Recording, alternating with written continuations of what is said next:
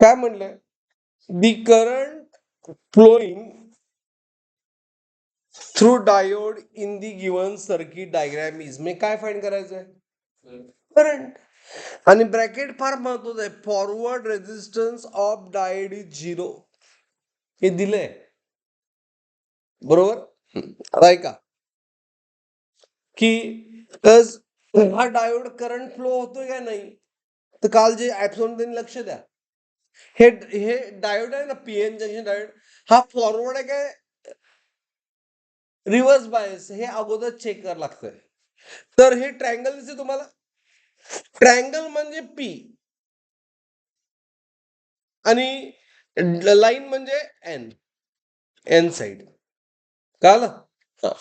आता ही P side connected to 3.2 and N side connected to 3 volt.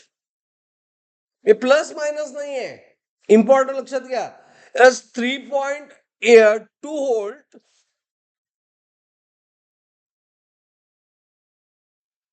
Okay. आणि दुसऱ्या साईडला काय 3 व्होल्ट आहे. हे तुम्ही डील करायचं हाय. Current always flows from high to low voltage. Okay. मग ह्या दोघांमधला पोटेन्शियल डिफरन्स काय व्ही काय? Potential difference between this point 3.2 minus 3 म्हणजे 0.2 व्होल्ट एवढा पोटेन्शियल डिफरन्स आहे. Potential difference. करंट फ्लो होणार काय? तर हा फॉरवर्ड बायस रिव्हर्स बायस आहे. कारण P positive high and N low म्हणजे हा फॉरवर्ड बायस आहे. फॉरवर्ड बायस असल्यामुळे करंट फ्लो होतोय बाय ओम्स लॉ. करंट काय असतो? I is equal to V by R. बरोबर. V 0.2 volt divide by R 100. मला आता एक्झॅक्ट आन्सर पाहिजे.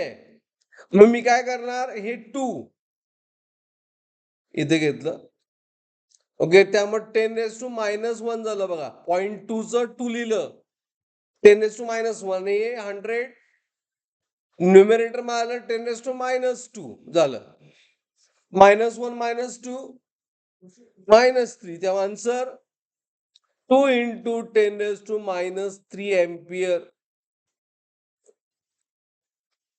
-3 ampere is solution. Got it?